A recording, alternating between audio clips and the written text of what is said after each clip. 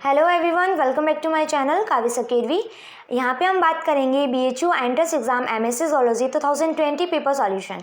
तो ये part third है एंड इस पार्ट थर्ड के अंदर हम डिस्कस करेंगे क्वेश्चन नंबर 41 से लेके 60 तक। तो स्टार्ट करते हैं। Before we starting this video please subscribe my channel. Now question number 41, testosterone is secreted by. तो ये जो हार्मोन है ये आपका किसके थ्रू सिक्रेट होता है? तो लीवर के थ्रू होता है या नो? सर्टोली सेल, तो सर्टोली सेल तो न्यूट्रिशन प्रोवाइड करती है ना, तो ये होगा नहीं। Leydig cell is also known as the interstitial cell, ये होता है आपका करेक्ट आंसर। क्यों होता है? क्योंकि ये जो सेल है ये आपका टेस्टोस्टेरोन हार्मोन का सिक्रेट करती है। ओके, एंड सो आपका आंसर होगा ऑप्शन नंबर सी। एंड जो ऑप्शन नंबर 4 है that is the primary spermatocytes, ये जो है ये आपका स्पर्म का फॉर्मेशन करती है, तो ये भी होगा नहीं। तो ऑप्शन नंबर थर्ड हुआ आपका करेक्ट। ओके, एक चीज़ और ध्यान रखना कि इसके अंदर आपका इस टॉपिक के अंदर आपको क्या करना है, जो मीन्स रिप्रोडक्शन है ना, मेल एंड फीमेल, जो मेल एंड फीमेल का जो oogenesis स्पर्मेटोजेनेसिस है एंड फर्टिलाइजेशन जो प्रोसेस है, तो वो आपको अच्छे से देखना है। इसके कौन से लाइक रिसेप्टर्स होते हैं, ये जो टॉपिक है आप क्या करना, पाथफाइंडर से देख लेना फर्टिलाइजेशन वाला टॉपिक, तो वहाँ से आपको अच्छे से हो जाएगा।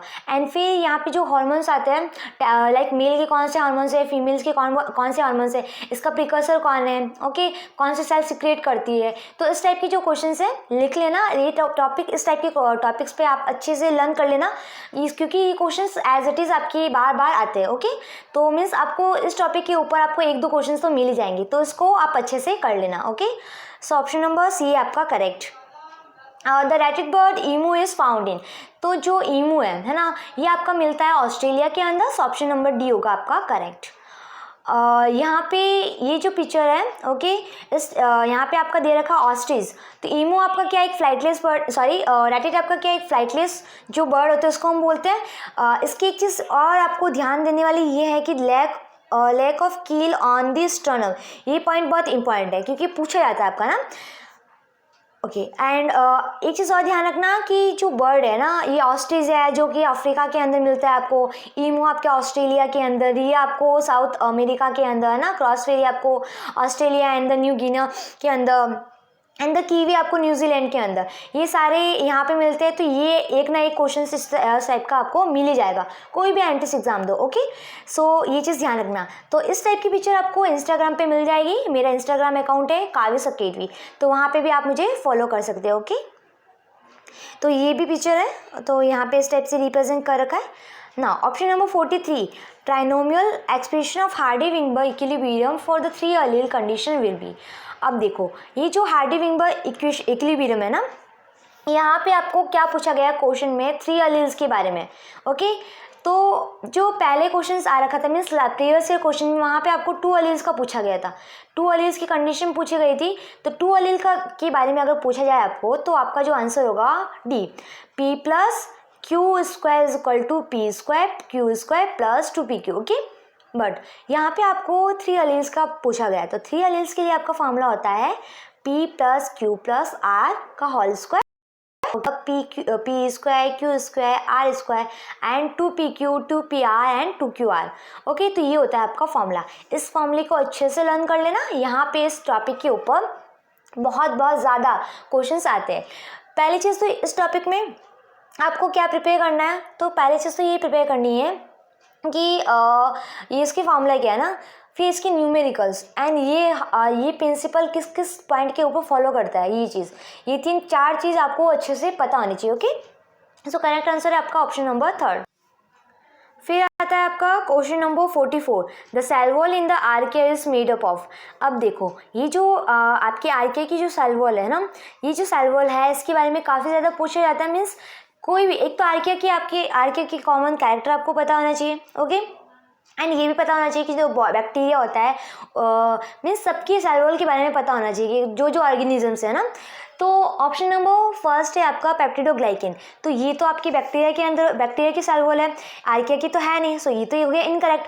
Option number b and c, pectin and cellulose, तो ये जो सेल वॉल है ये आपको प्लांट के अंदर मिलेगा, तो ये तो है नहीं यहाँ पे, है ना, क्योंकि आर्किया का पूछा गया है। Option number D, that is the pseudopeptidoglycan. अब देखो सूडोपेप्टिडोग्लाइकेन ओनली आपकी आर्किया बैक्टीरिया के अंदर मिलता है ना, cell wall of archaea is made up of pseudopeptidoglycan. Okay, so option number D होगा आपका करेक्ट।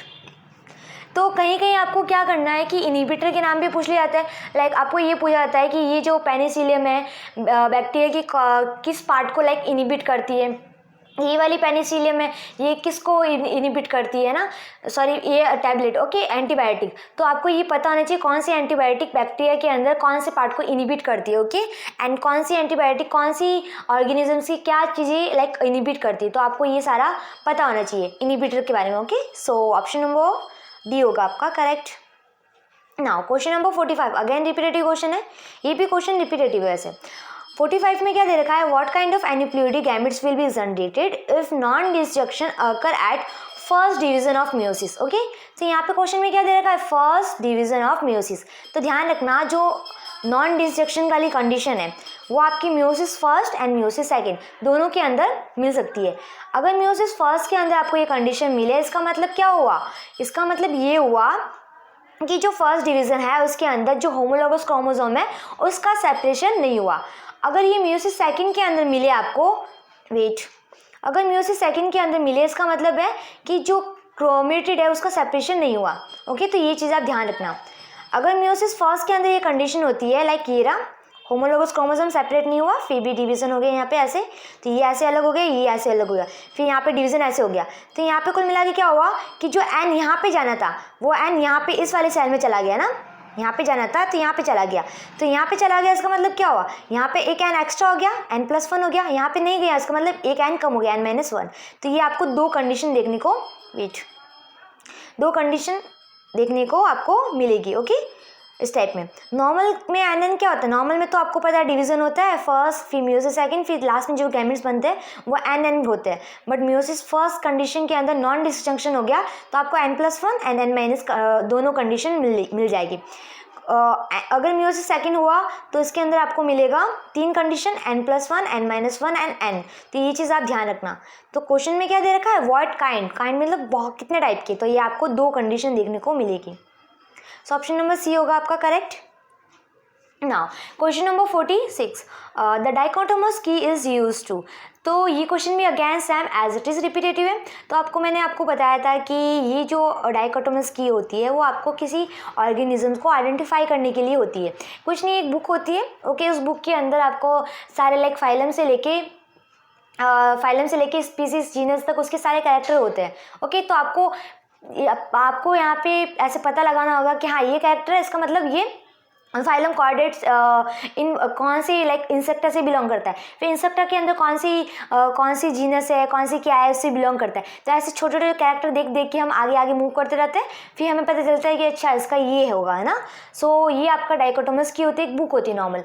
बहुत सारी कीज़ होती है, अलग अलग होती है, अलग अलग टाइप की, तो सारे कीज़ के बारे में इतना नहीं पूछा गया, मेनली आपको डाइकोटोमस की के बारे में पूछा जाता है। ओके, तो ध्यान रखना। सो ऑप्शन नंबर सी होगा आपका correct. Now question number 47, which of the polymerase synthesis a polynucleotide chain in a template independent manner। तो यहाँ पे क्या पूछा गया, टेम्पलेट इंडिपेंडेंट मैनर, है ना, जो टेम्पलेट की डिपेंड नहीं है, कौन सा पॉलीमरेज। आपको पॉलीमरेज एंजाइम बहुत सारे होते हैं, first second third, DNA polymerase, RNA polymerase, but जो वो सब के सब क्या होता है, टेम्पलेट पे डिपेंड होता है। उसको एक स्ट्रैंड की जरूरत होती है।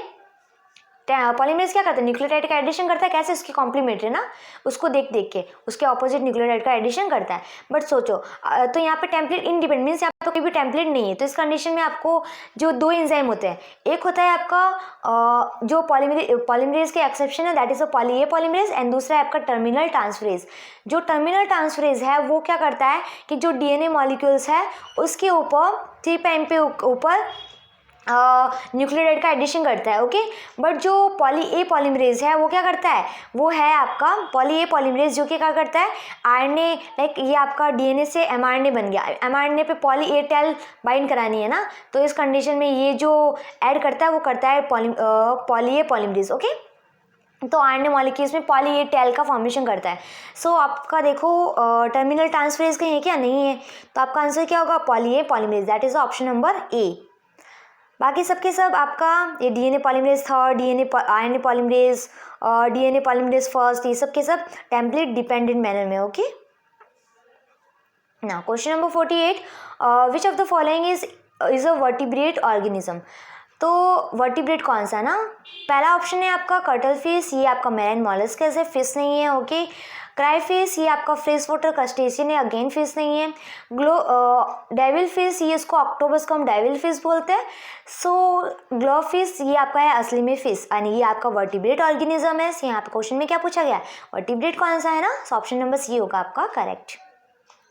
Now question number 49, the bulk of CO2 is transmitted in arterial blood as, okay, तो आर्टियल ब्लड, तो यहाँ पे बल्क में सबसे ज़्यादा CO2 जो को ट्रांसपोर्ट होता है वो किस फॉर्म में होता है। तो आपको पता है कि जो CO2 जो ट्रांसपोर्ट होता है वो 3 फॉर्म में होता है, एक तो डिजोल्व CO2 की फॉर्म में होता है, एक बाइकार्बोनेट की फॉर्म में होता है, एक आपको होता है कार्बिनो हीमोग्लोबिन की फॉर्म में होता है ना, कार्बोक्सी हीमोग्लोबिन। तो यहाँ पे आपको 3 फॉर्म में होता है ना bicarbonate. Okay, dissolve CO2 bicarbonate haemoglobin से बाइंड होता है। तो यहाँ पे क्वेश्चन में आपको क्या पूछा गया, बल्क ऑफ मीन सबसे ज़्यादा हाई कंसंट्रेशन। देखो डिजोल्व ऑक्सीजन की अगर हम बात करें तो डिजोल्व ऑक्सीजन अप्रॉक्स 7 to 10% आपका डिजोल्व CO2 की फॉर्म में ट्रांसफर होता है। बाइकार्बोनेट में होता है आपका 70%, अप्रॉक्स कितना 70% CO2 in transported in the form of bicarbonate. Okay, and आपका जो कार्बोक्सी हीमोग्लोबिन है वो आपका ट्रांसपोर्ट होता है कम से कम 20%। तो मीन्स कितना टोटल हुआ, तो सबसे ज़्यादा किस फॉर्म में ट्रांसफर हो रहा है, आपका बाइकार्बोनेट की फॉर्म में ना 70%। सो ऑप्शन नंबर डी होगा आपका करेक्ट। वर्टिब्रेट्स आर, ओके, तो वर्टिब्रेट्स क्या है, तो आपको सीजियोसिलस एंड द एंटियोसिलस के आपके बारे में पता होना चाहिए। जो सीजियोसिलस है उसके एग्जांपल्स होते हैं आपके annelids, arthropod, mollusca, wait. And आपका जो एंटियोसिलस होता है इसके एग्जांपल होते हैं आपकी काइनोडर्म, हेमिकोर्डेट एंड द कॉर्डेट है ना, वर्टिब्रेट्स। तो आपका जो आंसर है ये रहा एंटियोसिलस होगा, तो एंटियोसिलस का यहाँ रहा ऑप्शन नंबर बी में। ओके, वर्टिब्रेट्स के बारे में पूछा गया, सो ऑप्शन नंबर बी होगा आपका करेक्ट। तो इसकी ये जो है जो सिलोम है इसकी लाइक एग्जांपल कौन है ना, इसके अंदर किस टाइप का डिवीजन होता है, लाइक होलोब्लास्टिक और स्पाइरल डिटर्मिनेट। ओके, तो प्रोटोस्टोम में उसके एग्जांपल लर्न होना चाहिए, ड्यूटोस्टोम उसकी एग्जांपल वो क्या चीज़ होती है, लाइक एनस का ओपन होता है, उसके अंदर कौन सा क्लीवेज होता है।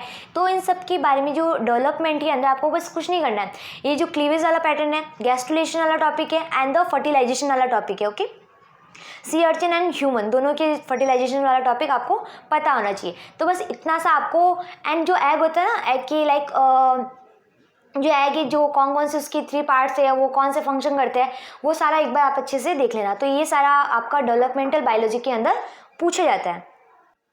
सो ऑप्शन नंबर आपका होगा second correct. Now question number 51, a scientific name contain information about it's. ये क्वेश्चन तो बहुत ज़्यादा रिपीटेटिव है। देखो इस क्वेश्चन के अंदर यहाँ पे क्या पूछा गया, साइंटिफिक नेम है ना। तो इस क्वेश्चन में लाइक ये क्वेश्चन भी same as it is line repetitive है एंड ये क्वेश्चन भी बहुत बार आ चुका है। तो यहाँ पे आपको कुछ नहीं करना है, ये जो नॉर्मल आपको पता होना चाहिए, kingdom, then phylum, then class, order, sub order, infra है ना, infra order, family, sub order. ये जो ट्राइब ये बहुत इंपॉर्टेंट है, ये पूछा जाता है कि ट्राइब किसके बीच में आता है, तो पता होना चाहिए सब फैमिली एंड जीनस के बीच में या फिर फैमिली एंड जीनस के बीच में। ये जो लाइन है ये आपका जो लाइन है ये आपको अच्छे से पता होना चाहिए। ओके, सो यहाँ पे साइंटिफिक नेम तो आपको पता है कि जीनस एंड स्पीसीज, ये जो नेम है लाइक होमोसैपियन है ना, तो आपका जीनस एंड स्पीसीज के मिलके बना होता है। तो जीनस एंड स्पीसीज कहाँ है, आपका आंसर ये रहा ऑप्शन नंबर डी के अंदर। सो ऑप्शन नंबर डी होगा आपका correct. Now question number 52, the frequency of 2 allele in a gene pool 0.19, capital A, 0.81 is the small a.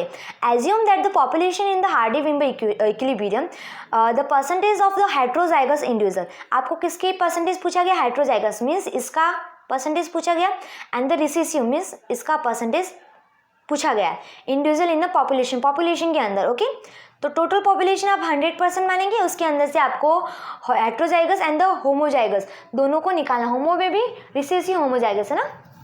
देखते हैं कैसे करते हैं। मैंने ये चीज़ बोला था जो न्यूमेरिकल है एज इट इज़ पूछा जाता है। तो फाइंड आपका ए एंड ए पूछा गया है, ए की वैल्यू आपको दे रखी है दैट इज़ 0.19, सॉरी है ना 0.19 है ना 91 हो गया 0.19 ओके। एंड स्मॉल ए की वैल्यू आपकी 0.81 ओके। जब आप इसको मल्टीप्लाई करोगे तो ये आएगा, जब इसको मल्टीप्लाई करोगे तो आपका ये आएगा 0.91 नहीं है, ये 19 है, सही कर देना इसको 0.19 ओके। तो 0.19 को मल्टीप्लाई करोगे तो आपका ये आएगा।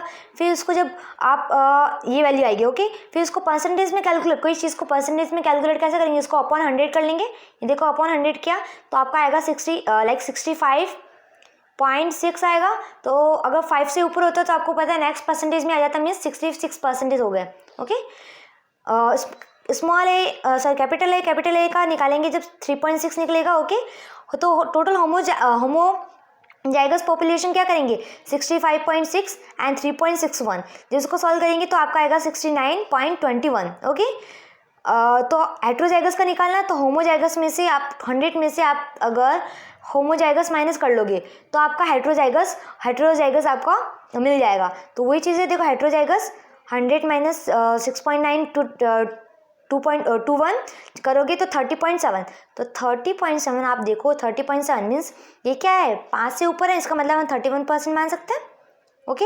31% आपका होगा हेट्रो एंड 31% होगा आपका हेट्रो ओके एंड 66% और कौन सा पूछा गया रिसेसिव पूछा गया, तो ये हो गया आप रिसेसिव आपका 66%। सो कहाँ पे दे रखा है आपका ये रहा ऑप्शन नंबर बी के अंदर। सो ऑप्शन नंबर बी होगा आपका करेक्ट ओके।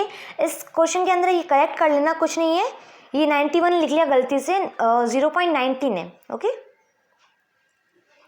तो आप सॉल्व कर लेना, बहुत सिंपल सा क्वेश्चन है ये। क्वेश्चन आपको कुछ नहीं है, हार्डी-विनबर्ग इक्वेशन है उसके ऊपर टॉपिक है ओके। तो ये आपको पता होना चाहिए क्या क्या फार्मूलाज होता है, अलग अलग फार्मूला होता है अलग अलग चीज़ों को निकालने के लिए, तो वो आप देख लेना।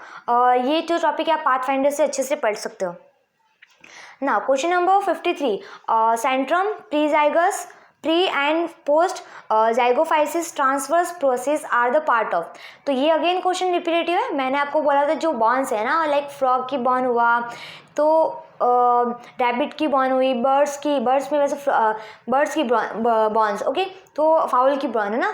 तो ये आपको इन बॉन्स के बारे में पता होना चाहिए, कौन सी बॉन में क्या क्या नाम है, क्या क्या चीज़ें आती है ओके। तो सेंट्रम प्री एंड पोस्ट जाइगो वेट, ये जो स्ट्रक्चर है आपको ये इसके अंदर ना, तो इसके अंदर ये जो है स्ट्रक्चर आपका वर्टिब्रा है। बहुत वर्टिब्रास होती है फ्रॉग की, तो उसमें से एक वर्टिब्रा आप उठा के देखोगे, वेट एक वर्टिब्रा आप उठा के देखोगे तो आगे देखो सेंट्रम ये रहा, ट्रांसवर्स प्रोसेस ये रहा, पोस्ट जाइगोफाइसिस एंड प्री जाइगोफाइसिस हो गया, सारी चीज़ें मिल गई। सो ऑप्शन नंबर आपका होगा vertebrate of frog okay. Now question number 54, inclusion fitness refer to the fitness of individuals। ये किसी fitness of individuals by taking an account of consequences of its action। तो आपको पता होना चाहिए कि इंक्लूसिव फिटनेस क्या होती है। ये होती है आपकी direct fitness plus indirect fitness. तो ये कहाँ दे रखा है, ये आपका दे रखा है in the both individual population, individuals की पॉपुलेशन एज वेल एज उसकी जेनेटिक रिलेटेड। ये देखो इसका जेनेटिक रिलेटेड है, इनडायरेक्ट फिटनेस है ना, ये होता है उसका इंडिविजुअल्स पॉपुलेशन एंड ये आपका indirect fitness means genetic related. इन दोनों की फिटनेस को हम मिलाएंगे तो हम बोलेंगे क्या बोलेंगे इंक्लूसिव फिटनेस। ये जो टॉपिक है आपका, ये आपको ह्यूमन एनिमल बिहेवियर है ना, उस टॉपिक से आपको अच्छे से लर्न करना है। उसकी लाइक छोटे छोटे से कॉन्सेप्ट है वो आपको देखना है कि क्या क्या चीज़ क्या क्या है, उसकी एग्जांपल्स देखना है। तो आपको कुछ नहीं है, दो पॉइंट्स आपको पता होना चाहिए कि ये डेफिनेशन ये बोलती है, ये डेफिनेशन ये बोलती है। एज इट इज़ डेफिनेशन आपको उठा के पूछ लिया जाएगा एंड उसकी एग्जाम्पल कोई भी एग्जाम्पल दे दी जाएंगे कि किसका एग्जाम्पल है ना, तो आपको पता होना चाहिए ओके। सो ऑप्शन नंबर आपका हुआ 4th correct. Question number 55, which part of the amniotic egg is responsible for storing waste। तो ये जो है एग का जो डायग्राम है ना, ये क्वेश्चन भी अगेन रिपीटेटिव है, कभी कोरियन की पूछा जाता है, कभी एमनियम का पूछा जाता है, कभी एलेंटोइस का पूछा जाता है ना। तो कहीं ना कहीं एक ना एक का पूछ लिया जाता है कोई भी एंट्रेंस एग्जाम में। तो देखो अगर हम एमनियम की बात करें तो ये क्या है, प्रोटेक्शन प्रोवाइड करता है एम्ब्रियो को, ये एम्ब्रियो है, इसको प्रोटेक्शन प्रोवाइड कर रहा है। अगर इस कोरियन की बात करते हैं कोरियन की, तो ये इसको हम ये बोल सकते हैं कि रेस्पिरेशन फंक्शन करता है।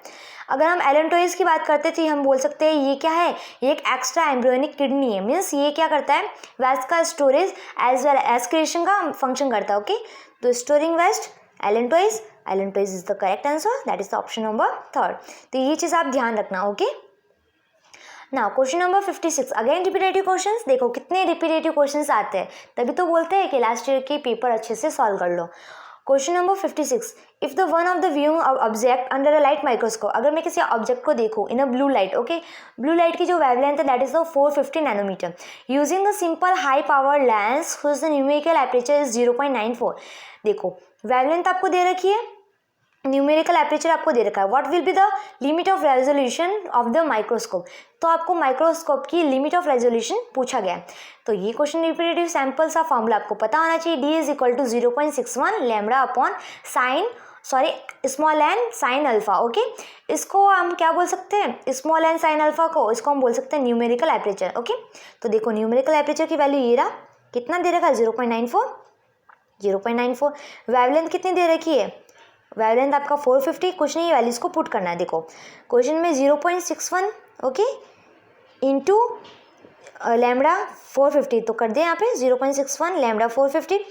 फिर न्यूमेरिकल एपर्चर आपका दे रखा है, ये पूरा न्यूमेरिकल एपर्चर है, इसकी वैल्यू दे रखी है 0.94 मीन्स अपॉन 0.94। जब आप इसको सॉल्व करोगे तो आपका आंसर आएगा 292.02 मीन्स अप्रॉक्स हम क्या बोल सकते हैं 300 नैनोमीटर। ओके, सो आंसर कहाँ है आपका D, option number D. Okay, ये वैल्यू है 290, 200 के अप्रॉक्स तो आ नहीं रही, 200 तो कम हो गया, 400 बहुत ज़्यादा हो गया, 300 ठीक है, ये इसकी बराबर है ना 290 के। सो ऑप्शन नंबर आपका होगा D correct. Now question number 57, common name of the Sitophilus oryzae. Okay, तो आपको ओराइजी तो नाम से इसको हम क्या इसको ये क्या होता है ना कि जो ग्रैन के ऊपर जो बीटल्स लगती है जो उसको डैमेज करती है ना, तो आपको पता आना चाहिए कौन कौन सी बीटल्स है जो कि हाउस ग्रैन को लाइक ग्रैन्स के ऊपर सीरियल्स के ऊपर इन्फेक्ट करती है। ओके, उसको खा लेती है ना। तो यहाँ पे आपका ओराइजी आप ऐसे ही पता लगा सकते थे कि ये ओराइजी है एंड राइस का साइंटिफिक नेम ओराइजा होता है ना, तो ऐसे ही आप इसका आंसर करेक्ट आंसर सी कर लेते ना। तो यहाँ पे ये जो है ये बीटल है आपका rice weevil. Okay, so option number सी होगा आपका करेक्ट। अगर आपको वीट का पूछा था तो वीट को हम बोलते हैं that is the Sitophilus granules. Okay, granule है तो हम वीट को हम ऐसे कर सकते हैं। तो वही है कि ट्राइबोलियम होता है आपका, राइजोपर्था होता है, ट्राइकोरियम है ना, बहुत सारे लाइक बीटल्स होते हैं जो कि ग्रैन्स को अफेक्ट करते हैं। उन सबका साइंटिफिक नेम आपको पता होना चाहिए, उसको हम कॉमन नेम भी पता होना चाहिए। ओके, तो इस पर आपको लाइक 1-2 क्वेश्चंस आपको मिल जाएंगे। बीटल्स के बारे में थोड़ा बेसिक नॉलेज आपको होना चाहिए। Okay, question number 58, which one of the following associate with prolong 3 और मोर डेज फास्टिंग। 3 से ज़्यादा दिन, अगर आपको सुबह से शाम खाने का अगर पूछा था तो वो कंडीशन अलग होती है, बट आपको 3 से 4 दिन ज़्यादा खाना नहीं खाया मीन्स ज़्यादा हमने खाना नहीं खाया तो वो कंडीशन में चीज़ अलग होती है। देखो पहले तो आपको ये पता होना चाहिए ग्लूकोनियोजेनेसिस क्या होता है। ग्लूकोनियोजेनेसिस सिंपल देखो, ग्लूकोलाइसिस, ग्लूकोनियोजेनेसिस, ग्लाइकोलाइसिस, ये आपको लाइक उठा के दे दिया जाता है कि ये क्या होता है। तो पता होना चाहिए जो ग्लूकोनियोजेनेसिस है ये क्या है, ये ग्लूकोज का प्रोडक्शन कर रहा है किसके थ्रू, नॉन कार्बोहाइड्रेट के थ्रू। ओके, नॉन कार्बोहाइड्रेट से ग्लूकोज का फॉर्मेशन हो रहा है, that process is known as the gluconeogenesis. Okay, तो यहाँ पे क्या होता है कि जब मीन्स 2 या 3 से ज़्यादा दिन की अगर फास्टिंग हो जाती है तो यहाँ पे जो ग्लूकोनियोजेनेसिस उसकी जो लेवल है ये जो है वो इंक्रीज हो जाता है। क्या होता है, इंक्रीज। एंड जो इंसुलिन है उसका लेवल क्या होता है, डिक्रीज। तो ऑप्शन तो ये एलिमिनेट होगा, ये होगा नहीं क्योंकि इंक्रीज एंड डिक्रीज दे रखा है, बट यहाँ पे क्या होता है, इंक्रीज होता है, ये डिक्रीज होता है ना। फिर आपको देख रहा है option number A. Option number A में क्या दे रखा है, इंक्रीज यूरिनरी एस्क्रेशन ऑफ नाइट्रोजन, ये होता है आपका एकदम करेक्ट आंसर। ओके, तो इसमें क्या होता है कि इसके अंदर क्या होता है कि जो नाइट्रोजन की जो कंसंट्रेशन है वो बढ़ती जाती है ना। सो ऑप्शन नंबर आपका होगा ए करेक्ट। ये जो की है ना, की मीन्स उसको वापस चैलेंज की में जो करेक्शन था, ये करेक्शन वाली की वापस आती नहीं है BHU के अंदर, तो आप खुद करेक्ट कर लेना। यहाँ पे इसका जो आंसर होगा that is option number first. Okay, ये रहा आपका साइकिल। लाइक अगर एक दिन की फास्टिंग हो तो नाइट्रोजन की कंसनट्रेशन देखो, जैसे डे ऑफ फास्टिंग बढ़ती जाती है वैसे वैसे नाइट्रोजन की कंसनट्रेशन बढ़ती जाती है, यूरिनरी नाइट्रोजन भी बढ़ती जाती है। एंड ये आपका है लॉन्ग टाइम फास्टिंग में आपका ग्लूकोनियोजेनेसिस 130 ग्राम पर डे मीन्स इंक्रीज हो गया है। अगर यहाँ पे कुछ दिन की बात की, लाइक कुछ आवर की बात की जाती है, अगर यहाँ पे आवर्स का होता है, लाइक अगर आप मान लो कि आप ये बोलते हैं कि ये चीज़ सही होगी, ये तो कुछ आवर्स के लिए 1-2 आवर्स अगर पूछा जाता तो इस कंडीशन में आपका ये आंसर आपका सही होता। तो ये सही होता तो ये भी आपका सही होता, क्योंकि डिक्रीज एंड इंक्रीज होता है, ये दोनों ऑपोजिट होता है ना, क्योंकि इंसुलिन क्या करता है, ग्लूकोनियोजेनेसिस को इनहिबिट करता है। Now question number 59, the Linnaeus hierarchy order come between. देखो कितना सिंपल क्वेश्चन है ना। ऑर्डर, ये रहा ऑर्डर, किस किस के बीच में, ये क्लास के बीच में एंड ये कहाँ गया, फैमिली, इन दोनों के बीच में ना। तो क्लास एंड फैमिली ये रहा, ऑप्शन नंबर आपका होगा बी करेक्ट। ये क्वेश्चन भी पूछा जाता है। Question number 59, index fossils are the best exemplified by. तो यहाँ पे जो इंडेक्स फॉसिल्स है, इंडेक्स फॉसिल्स कुछ नहीं है, सिंपल सा कोई फॉसिल्स है जो कि अर्थ के नीचे है। ओके, एंड उसका लाइक जब हम निकालते हैं उसका जो जियोलॉजिकल जो टाइम है पर्टिकुलर क्या है उसके, है ना, बट तो वो हम सब पता लगाते हैं, तो वो सबके लिए होता है। तो इसलिए हमारा आंसर होगा option number D, that is branchiopods, trilobites, amniotes. Okay, so option number 4 होगा आपका करेक्ट। सो इस वीडियो के अंदर हमने डिस्कस किया लाइक क्वेश्चन, टोटल 60 क्वेश्चन थे, है ना। नेक्स्ट वीडियो के अंदर हम क्वेश्चन नंबर 61 से लेके 80 तक डिस्कस करेंगे। तो मिलते हैं नेक्स्ट पार्ट के अंदर। तो जो भी अगर आपको डाउट है तो आप मुझे कमेंट कर देना, नेक्स्ट पार्ट के अंदर मैं उसको डिस्कस कर दूँगी। एंड अगर आप मुझे टेलीग्राम ग्रुप में ज्वाइन करना चाहते हो तो उसका लिंक भी डिस्क्रिप्शन में दे रखा है। एंड अगर आप मुझे इंस्टाग्राम पे फॉलो करना चाहते हो तो वो ये कि काविस अकेडमी सर्च करना, आपको इंस्टाग्राम अकाउंट मिल जाएगा, तो वहाँ पे भी आप मुझे फॉलो कर सकते हो। तो वहाँ पे मैं क्या करूँगी, वहाँ पे जितने भी आपके लाइक एंट्रेंस एग्जाम के पॉइंट ऑफ व्यू से जितने भी इंपॉर्टेंट लाइक चार्ट है ना, शॉर्टकट, तो वो आपके लिए मैं अपलोड करूँगी। तो वो सारे चार्ट्स आप अच्छे से देखना एंड आपके लिए बहुत ज़्यादा बेनिफिट मीन्स बहुत ज़्यादा आपको हेल्प मिलेगी। Okay, so thank you so much for watching my video. अगर आपको वीडियो पसंद आई तो वीडियो को लाइक करना एंड चैनल को सब्सक्राइब करना। Okay, so take care, bye bye.